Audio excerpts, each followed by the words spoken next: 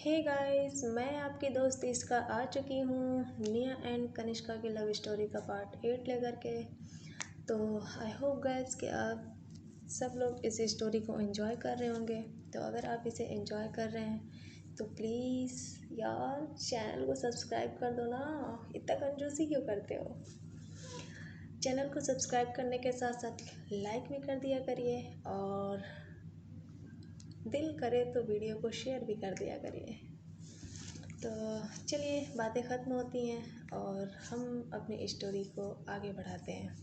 तो पिछले एपिसोड में आपने सुना था कि रिया और कनिष्का फाइनली एक दूसरे से जुदा हो जाती हैं और उनकी दोस्ती में एक गलतफहमी की दीवार खड़ी हो जाती है।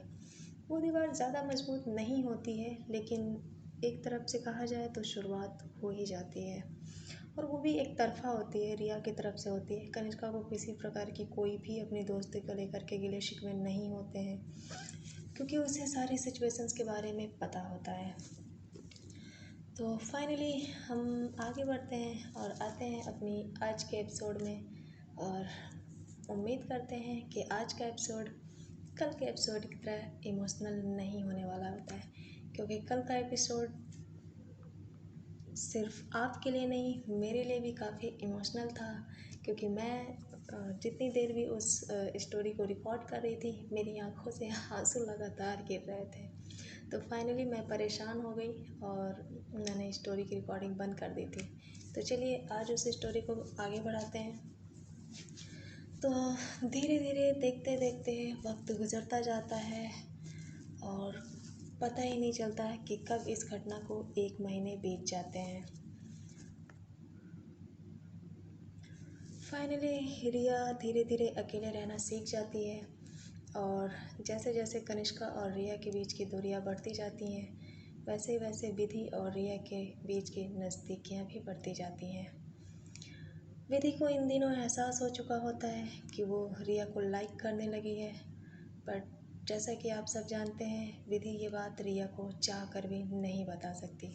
उसका रीज़न ये होता है कि पहली बात रिया जो होती है वो विधि के भाई रोनित की गर्लफ्रेंड होती है, और दूसरा रीज़न ये होता है कि रिया को डर होता है कि अगर वो अपनी फीलिंग्स को बताएगी तो वो रिया को हमेशा के लिए खो देगी।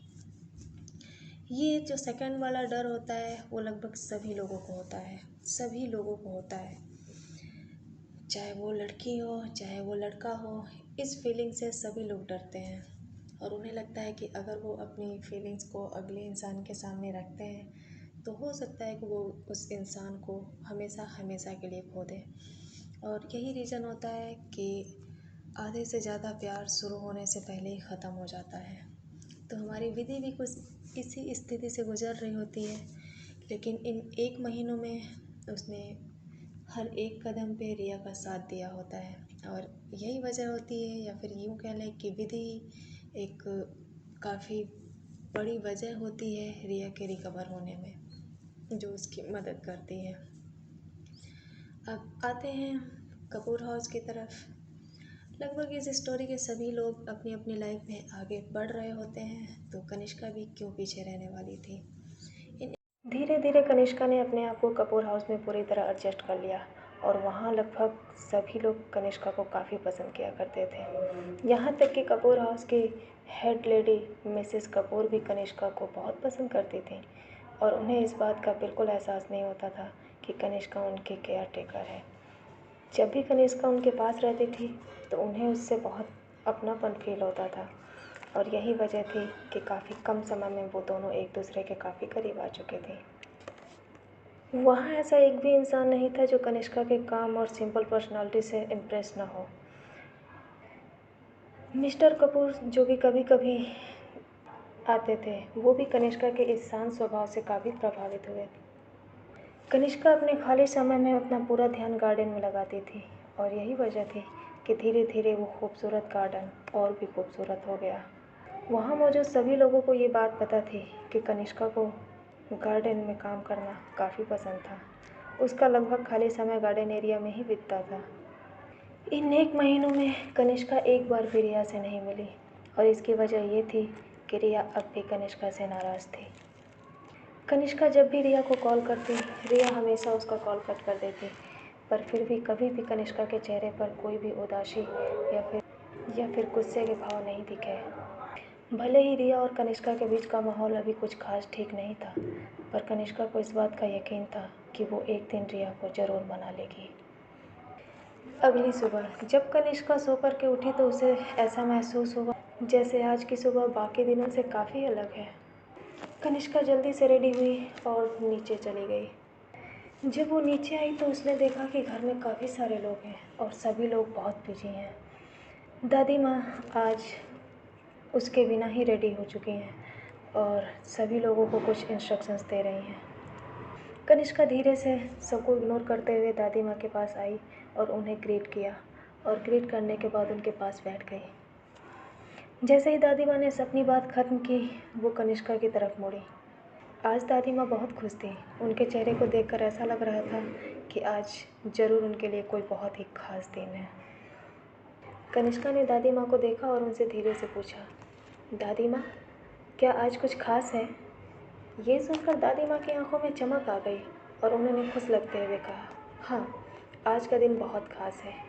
आज का दिन मेरे लिए किसी त्यौहार से कम नहीं है, क्योंकि आज मेरी प्यारी पोती निकी का बर्थडे है। ये सुनकर कनिष्का कुछ सोचने लगी और उसने कुछ पूछने के लिए अपना मुंह खोला, पर इससे पहले कि वो कुछ पूछ पाती, दादी माँ ने उसकी बातों को समझते हुए कहा, मुझे पता है तुम क्या पूछना चाह रही हो, यही ना कि इससे पहले तुमने निकी को कभी इस घर में नहीं देखा। कनिष्का ने ये सुनकर हाँ में अपना सर हिला दिया और वो दादी माँ के जवाब का इंतज़ार करने लगी। दादी माँ ने अपनी बातों को कंटिन्यू करते हुए कहा, तुमने अभी निकी को इसलिए नहीं देखा क्योंकि जब तुम इस कपूर हाउस में आई थी, ठीक उसी दिन निकी को एक ज़रूरी काम से इंडिया से बाहर जाना पड़ा और यही वजह है कि तुम आज तक निकी से कभी नहीं मिली। पर फाइनली निकी आज इंडिया वापस आ रही है और मुझे इस बात का पूरा यकीन है कि वो तुम जैसी एक लड़की को देखकर काफ़ी खुश होगी। दादी ने फिर कनिष्का के गालों पे अपना हाथ रखते हुए आगे कहा, आखिर तुम इतनी प्यारी बच्ची हो, तुमसे भला कोई गुस्सा कैसे रह सकता है। कनिष्का ने जब अपने प्रति दादी माँ के इतने प्योर और अच्छे शब्दों को सुना तो वो टच्ड महसूस करने लगी और वो इमोशन भरी आंखों से दादी माँ को देखने लगी। दादी माँ ने जैसे ही अपने सामने बैठी कनिष्का को अपनी तरफ प्यार से देखते हुए देखा तो उनके दिल में उसके लिए एक अजीब सी फीलिंग्स जगने लगी और उन्हें ऐसा लग रहा था जैसे वो किसी अपने को ही देख रही हों। कनिष्का ने धीरे से कहा, दादी माँ, निकी बहुत लकी है कि उसे आप जैसी दादी माँ मिली। ये सुनकर के दादी माँ मुस्कुराते हुए बोली, पागल, अब मैं तुम्हारी भी तो दादी माँ हूँ, तो इसका मतलब अब तुम भी लकी हो। ये सुनकर कनिष्का खुश हो गई और वो दादी माँ को गले लगाने से खुद को रोक नहीं पाई। कनिष्का ने दादी माँ को गले लगाते हुए कहा, थैंक यू दादी, थैंक यू सो मच, आप बहुत अच्छी हैं। दादी माँ ने प्यार से उसके सर पे हाथ फेरा। जब कनिष्का ने महसूस किया कि दादी माँ का हाथ उसके सर पे है तो उसे काफ़ी अच्छा महसूस हुआ। देखते ही देखते दिन ढल गया और शाम हो गई। पार्टी की लगभग सारी तैयारियां पूरी हो चुकी थीं। हजारों फूलों की खुशबू के बीच गार्डन एरिया में कई तरह की प्यारी प्यारी लाइट्स लगी थीं और उस जगह एक अजीब सा खुशनुमा माहौल बन चुका था। हाँ, आज की पार्टी गार्डन में ही थी। कपूर हाउस का गार्डन ऑलरेडी बहुत ही सुंदर था और आज उसकी सुंदरता में मानो चार चांद लग गया हो। धीरे धीरे एक एक करके कपूर हाउस में मेहमानों का आना शुरू हो गया और जैसे जैसे वक्त गुजरता गया मेहमानों की संख्या बढ़ती गई। देखते ही देखते रात हो गई और पूरा कपूर हाउस मेहमानों से भर गया। सभी काफ़ी खुश थे और अपने हाथों में अपनी ड्रिंक्स को लेकर के हंसी खुशी अपनी पार्टी को एंजॉय कर रहे थे।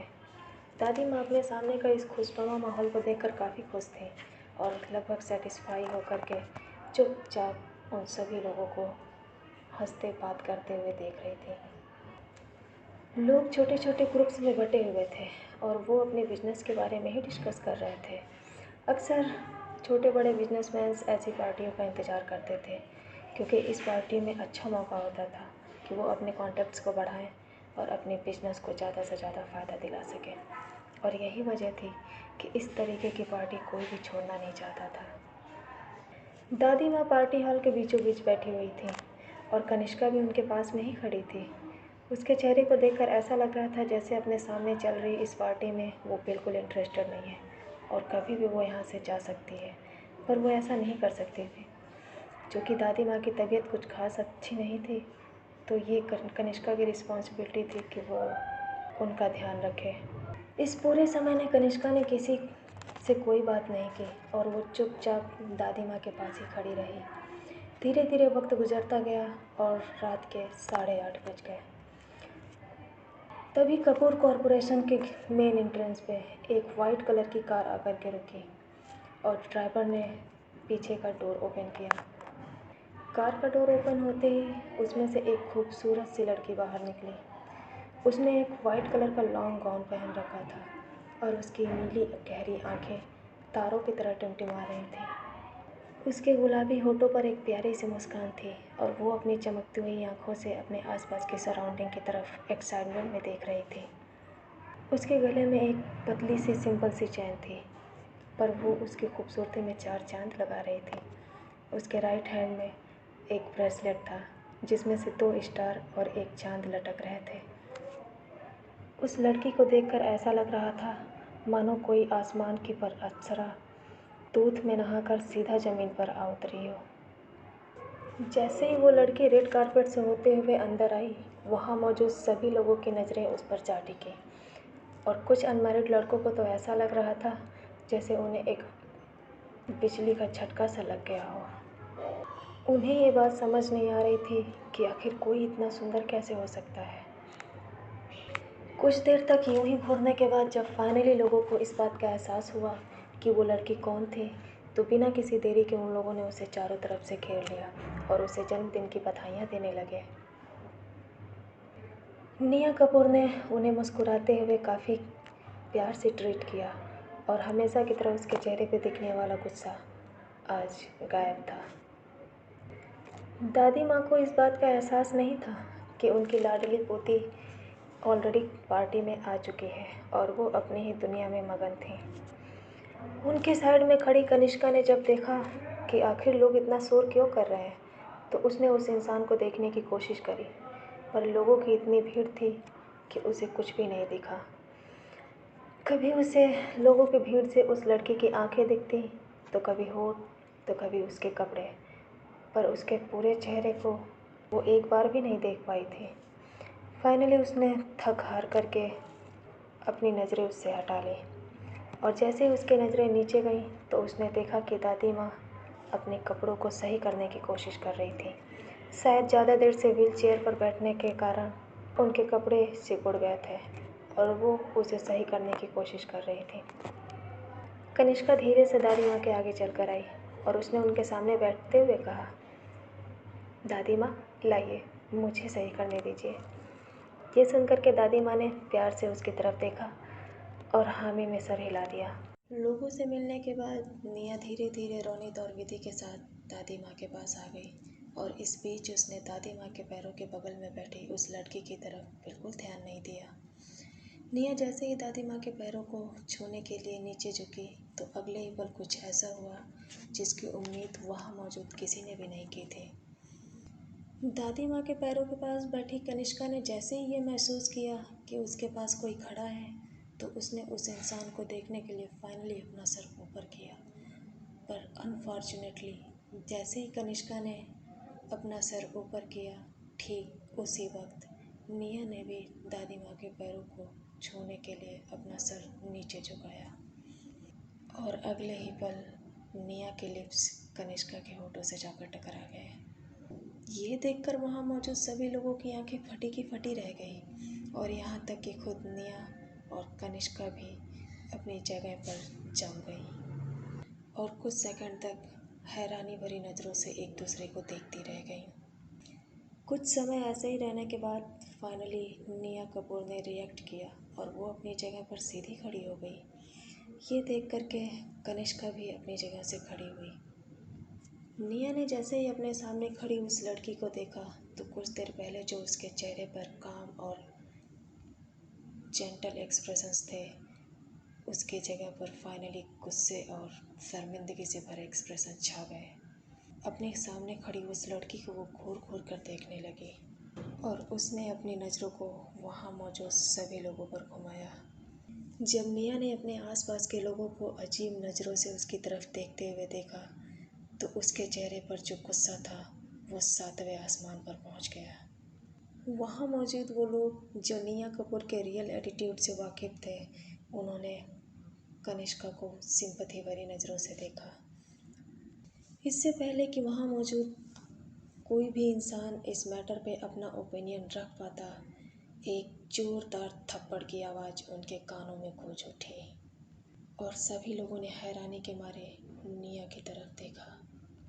यहाँ तक कि दादी माँ भी अपनी हैरानी भरी नज़रों से निया को देखने लगी। हालांकि उन्हें इस बात का पता था कि उनकी पोती काफ़ी घमंडी और जिद्दी है, पर उन्होंने इस बात की उम्मीद कभी नहीं की कि मेहमानों से भरी इस भीड़ में वो कुछ ऐसा कर देगी जो कपूर हाउस के रेपुटेशंस को ख़राब कर दे। निया कपूर का थप्पड़ इतना ज़ोरदार था कि कनिष्का के गालों पर उसकी उंगलियां साफ साफ देखी जा सकती थीं। कुछ देर तक कनिष्का हैरानी से खड़ी रही, पर अगले ही पल कनिष्का के चेहरे का एक्सप्रेशन धीरे धीरे बदलने लगा और हमेशा की तरह उसकी शांत और ठंडी आंखें धीरे धीरे लाल होने लगीं। देखते ही देखते वहाँ का माहौल गर्म होने लगा। अपनी आंखों के सामने ऐसा नज़ारा देखकर वहाँ मौजूद किसी भी इंसान ने एक शब्द भी निकालने की कोशिश नहीं की। जब दादी माँ ने देखा कि यहाँ का माहौल और भी बदतर होने वाला था, तो इससे पहले कि कनिष्का निया के थप्पड़ का जवाब देती, दादी माँ ने फाइनली रिएक्ट करते हुए उसका हाथ पकड़ लिया। जब कनिष्का ने यह महसूस किया कि किसी हाथों ने उसके हाथों को ज़ोर से पकड़ा है, तो फाइनली उसने अपनी नज़रें घुमाते हुए नीचे देखा। दादी माँ के ठंडे और कमज़ोर हाथ कांप रहे थे और वो उम्मीद भरी नज़रों से कनिष्का की तरफ देख रही थी। कनिष्का ने जब दादी माँ की लाचारी भरी आंखों को देखा तो उसके चेहरे का एक्सप्रेशन बदलने लगा और देखते ही देखते कनिष्का के चेहरे का वो भयानक लुक गायब हो गया। उसकी गुस्से भरी आंखें अब पहले की तरह शांत हो गई। जब दादी माँ ने कनिष्का के चेहरे के एक्सप्रेशंस को बदलते हुए देखा तो फाइनली उन्होंने एक लंबी सांस ली। दादी माँ को देखकर ऐसा लग रहा था जैसे उन्होंने एक बहुत बड़े तूफान को आने से पहले ही रोक दिया हो।